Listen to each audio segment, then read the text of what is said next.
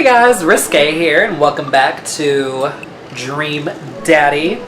Last we left off, we went on a fun mini golf date with Brian. And so, let's see, Damien, Hugo, or Joseph? Let's go with Hugo. Why not? Alright, middle school teacher, high school teacher, writer of scholarly articles on 18th century literature for various esteemed publications. If you're on here to tell me that my son put a cherry bomb in your trash, I know and I'm sorry. On a Friday night, you're most likely to brew some strong tea and paint my miniatures. Still can't read, as y'all can see. If you had one thing to take with you onto a desert island, what would it be? A remembrance of things passed by Marcel Proust. What are your turn-ons? Muscles. Ooh. What did you want to be when you grew up? Movie star. What's your favorite movie genre? Documentaries on art history. Makes sense. What's your ideal date? Each of us reads a different book on opposite sides of the couch in comfortable silence. What do you never leave home without? My glasses. Actually, I forget them at home a lot. I spend a lot of time thinking about... I worry that people who are against e-readers are more in love with the idea of books than actually reading them. It's a very interesting way to look at that. Alright, message. Let's go on a date with Hugo. Hugo Vega. I think that's how you say it. Vega. That's Vega.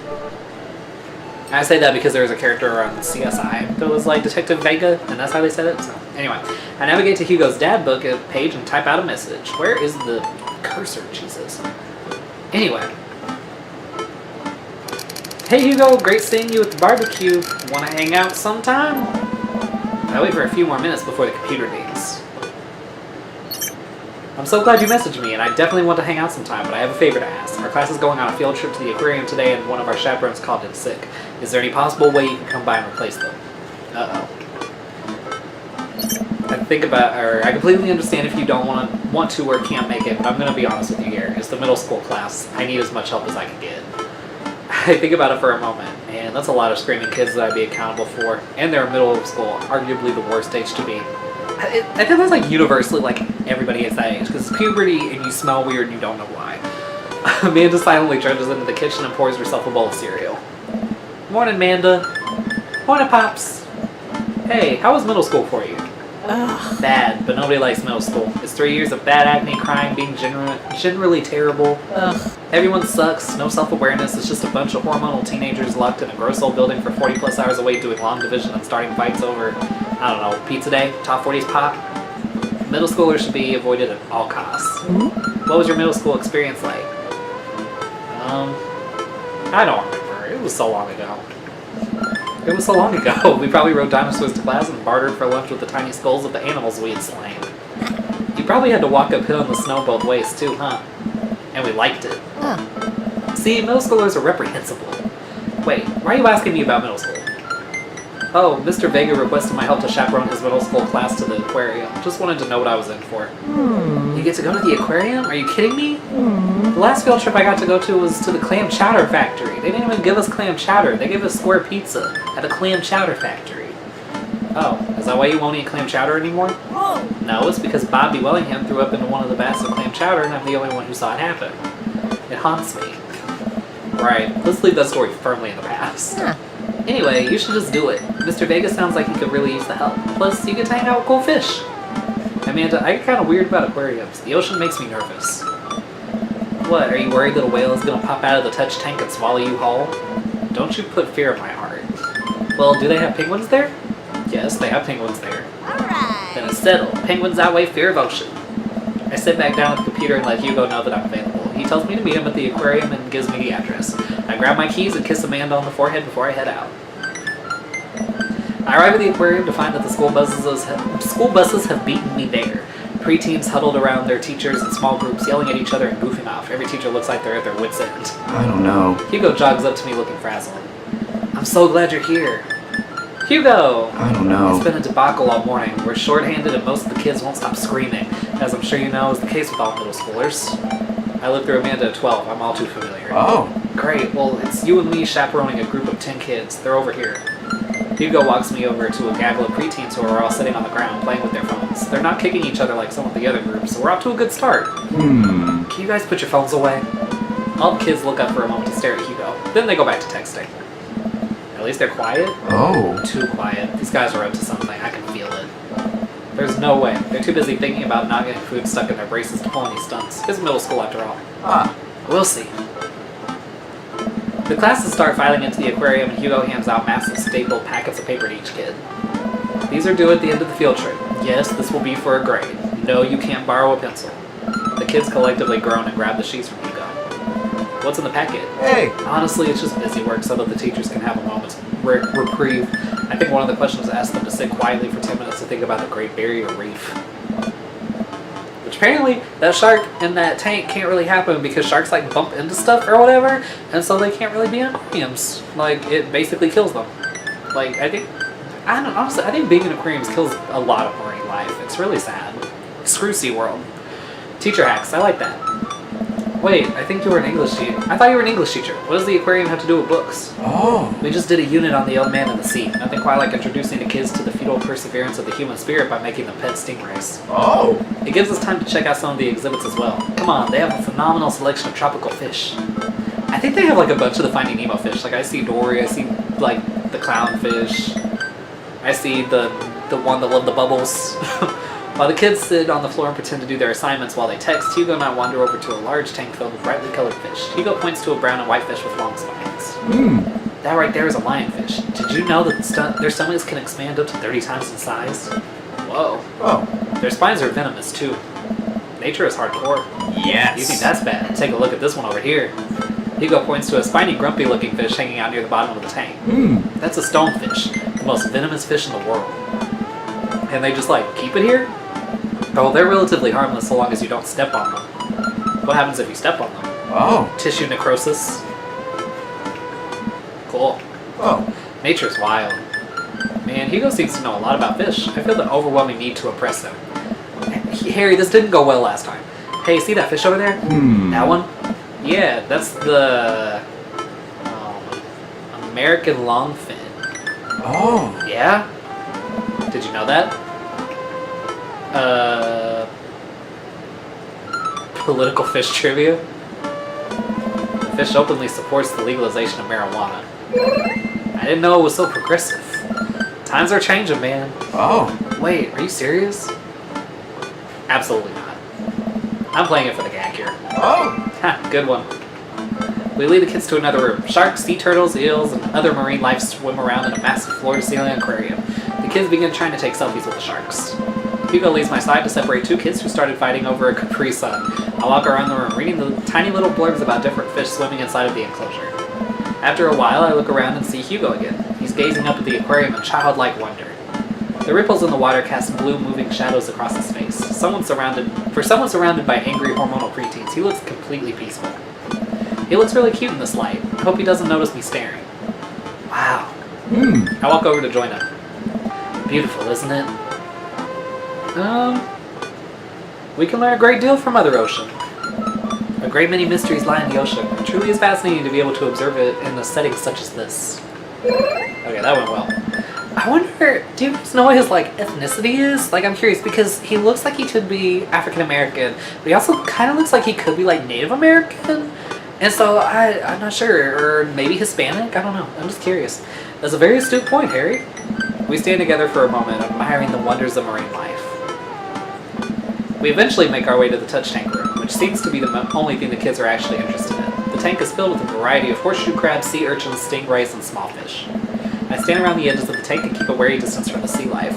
Who knows what kind of nefarious plans those horseshoe crabs have for my well-moisturized hands. Hugo rolls up his sleeve and sticks his hand in the water. Don't you want to pet some sprays, Harry? Oh, I think I'm good. I think I should just stay over here and admire them from a respectable distance. Come on, it'll be fun and informative. Don't make fun of me, but I'm scared to touch them. I get weird when there's no glass separating us. I don't know what any of those things are, but I get the feeling they will probably bite me in my delicious hands if given the chance.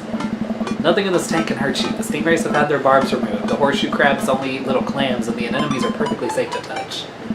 Against my better judgment, I approach the tank. Slowly dipping my hand into the cold water, I touch a stingray as it glides past me. See? Not so bad. It feels like fun, slimy leather. Meals get a lot less scary when you learn more about them, right? I dive my hand back into the touch tank with a renewed vigor for ocean life. I poke at some sea urchins and feel the hard carapace? Is that how you say it? Of a horseshoe crab. My hand brushes against Hugo's as we reach for the same anemone. I pull away blushing. Hugo smiles at me. Hey, you're supposed to be touching the fish. Sorry, I just get a little carried away sometimes. Wait, that girl over there looks suspicious. Why's that? Are backpacks usually that wet? Hold on. Susan, get back here! Hugo runs after a middle schooler and catches her before she can make it to the exit. Want to tell me what's in the bag? Textbooks? Want to tell me what's really in the bag? Susan won't budge. I walk over to Hugo and the girl. I think he might need a bag cop. Look, kid. We don't have time for games. Whatever it is, it goes back into the touch tank. Now. You're not a teacher. You can't tell me what to do. Oh. Yes, well, I am. Can you please put the bag down? Next time we won't say please.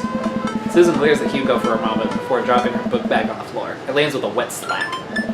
We stare at it for a moment before it starts to move. Sweet Hugo man, leans shake. down and unzips the backpack. A horseshoe crab frantically scuttles out and across the floor. An employee swoops in, scoops it up, and places it back in the tank. She gives us a disapproving look. Or give us a disapproving look. We didn't take the damn thing. Blame the kid. Jesus, Susan, what was your plan? I was trying to free him. To where? Outside, where he was gonna die? Susan, go back to your group. We'll discuss this later. Yeah, and hands where we can see him. Susan sulks off, leaving me alone with Hugo. He gives me a pat on the shoulder. Oh. Middle schoolers have sticky hands. I doubt that's the first time that's happened here. Or the last. In the next room we see a variety of smaller tanks. Sea urchins, tiny fish, and a rainbow of beautiful underwater plant life surrounds us. Plant life really is beautiful. Like, I have a terrifying... Like, I shake at the thought of deep water, but... Plant life is beautiful. Look over here. Hugo points to some seahorses gathered at the bottom of a tank. Hugo points to some seahorses gathered at the bottom of the tank is what I assume they meant. One of them is in the middle of giving birth. That's actually the male seahorse. Sort of takes fatherhood to a new level, doesn't it? Hey kids, come check this out. There's a male seahorse giving birth.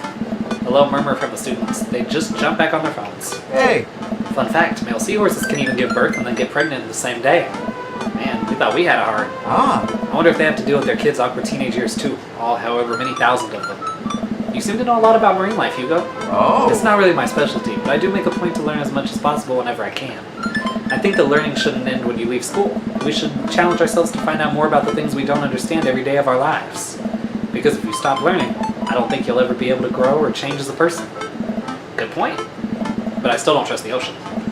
We'll get there. We finally make our way over to my favorite part of the tour, the Arctic exhibit. Do we get to see the penguins? Hey. Yes, we get to see the penguins. Hell yes. Our group of kids run around the exhibits. They won't stop tapping on the glass of the puffin enclosure, trying to get their attention. For at least a few moments, teachers, chaperones, and students alike seem to be having a great time. What was I so worried about? This isn't too bad. Sweet Hugo man, suddenly grabs my arm. Oh my god, there's a student in the penguin enclosure. God, I hate this minigame. Wait, just kidding, it's very bad. Is it one of ours? It most certainly is. Molly Henderson, Susan's friend. I look over to the penguins and see a determined-looking kid crouching behind a rock. She's hiding just out of sight of one of the employees. Over and on the side of the enclosure, I see the door to the exhibit ajar. Was it unlocked this whole time? We gotta go stop her before the staff sees and bans our school for life. Hugo looks around. I'll create a distraction. Hugo runs toward the puffin exhibit and addresses the entire room. I don't know. Everybody, I have an announcement. The whole room turns toward Hugo. Here's a few facts I bet you didn't know about penguins. Everybody just stares at Hugo, confused. Well, this is my shot. I run into the enclosure and I'm greeted by a cold blast of air. Psst, hey. The girl whips around to look at me. Her nose is pink from the cold. You can't be in here. Neither can you. I try to walk over to the girl, but the ground is so icy that I just end up slipping. I catch myself before I hit the ground, but the girl still laughs at me. Contrary to popular belief, penguins are birds. Birds are traditionally known to fly, but penguins cannot. So I can understand some confusion when we're discussing the birdness of penguins. The crowd is still somehow enraptured. Kid, what are you even doing? I'm letting the penguins go. They deserve freedom. Where are they even going to go? They're gonna live in my closet. Look, I just don't even have time to argue about this. We gotta get out of here. Not until I save a penguin. Little known fact is that penguins only live in cold climates. With some exceptions, so they don't all live in cold climates if you're splitting hairs here. Did I mention that they don't fly? The crowd is starting to lose interest. I'm running out of time. I'm laying down the law. I prepare to raise my voice at Molly and then hesitate. Is it weird for me to raise my voice at a stranger's kid? Like, is it a parenting faux pas or something? Money. Give me money. I'll give you $20 right now if you leave with me. Dang. Because I bribed her the first time last time I played, so I was thinking maybe I can go about it differently. No. Molly thinks for a second. Okay, well, give it to me right now. I reach into my pocket and pull out everything I have, examining each bill. Okay, well, I have $12 and some change. Also, there's a button here. Is that enough? Pay me the other $8 later and we have a deal. We moved to shake on our agreement before I suddenly realized there's a wave of penguins on their way out of the enclosure. We're gonna have to block these birds. Oh god, okay. This is really ridiculously hard, and I'm really not excited. Okay, oh shoot. Oh god. Go away. Please go away. Please go away. Please go away. This is like so. This is just such a weird minigame. It's very. I don't know. This one did not sit with me well. Okay, go away. Go away. Back it on up. Back it on up. Like, I love penguins, but ooh, this minigame made me hate them. If I can get out and just one penguin escape, I'm fine. Okay. Okay, that was like way easier this time, but I think there was a, like, they fixed it to where it was a little easier. Only one penguin escaped. Okay, I am very happy with that. Alright, awesome. Always try your best at everything. Whistle while you work. Whistle while you work. Well, glad that's over. Just in time, too. Looks like Hugo is wrapping up his diversionary penguin speech. And that's why I think the penguins are one of the best animals in the world. A few people in the audience clap out of a sense of duty. Everybody starts dispersing. Hugo spots us from across the way and runs over. Molly, what were you doing in there? I was liberating animals, Mr. Vega. You realize that the penguins can only survive in Arctic temperatures, right? You would have had a dead penguin on your hands. Well, it was the thought that counts. No, Molly, it wasn't. Molly turns to me. You owe me $8. Huh? What? Just, I'll pay you later, kid. Molly runs off towards Susan, I suppose so that they can compare animal thief notes. You're not off the hook, Molly. Oh. Harry, did you just bribe a child? You can't play by the rules when there's penguins on the line. Listen, man, we've all done dark things in our lives. I'm not the young, bright-eyed youth I used to be. That person believed in a world where you wouldn't have to bribe a child to save a penguin. The me today knows different. I only wish I could go back. Let's just get through the day and get out of here. With the day finally coming to a close, the whole field trip is ushered through the gift shop and we make our way back out to the school buses. As we leave the aquarium and the kids load onto the buses, Hugo pulls me aside. Hey, Harry, thank you so much for helping us out today. You're a lifesaver. It was no problem. It was actually kind of fun. Let me take you out next time to make it up to you. You like cheese boards? I love cheese boards. Great. Well, I gotta go make sure the kids don't steal anything else. See you around. I walk inside to find the house empty. I wonder where the panda's at. Before I know it, Amanda pops in through the front door. What you up to tonight? Just doing some homework. How's the aquarium? It was an adventure. Some kid tried to steal a penguin. We've all been there. I had to run in and grab her before any of the employees saw her. You got to go into the penguin enclosure? Did you steal a penguin for us? Amanda, no penguins were stolen thanks to the valiant efforts of myself and Mr. Vega. It was nice getting to spend some time with Hugo though. Oh. I'm surprised he'll convert a co-op. He's usually kind of a what? Kind of a stick in the mud? He's actually pretty cool. I had a good time with him. Alright, too much adventure for me today. I'm gonna go rest my eyes. You mean take a nap? There's a difference. You'll learn when you become a father. Dad tip 6. Don't trust anyone who likes their meat well done. Date complete, yes! Okay, I feel like that went well.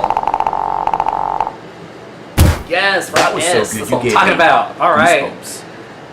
Well, on that note, I'm going to end this video here. Actually, hold on. Welcome. Okay, cool. I You got dads. can exit here. Okay. I'm going to save this here. I hope you guys enjoyed. I will see you all in the next video. So please hit the like button, subscribe, share this with your friends, leave a comment, all that good stuff. And I will see you guys next time.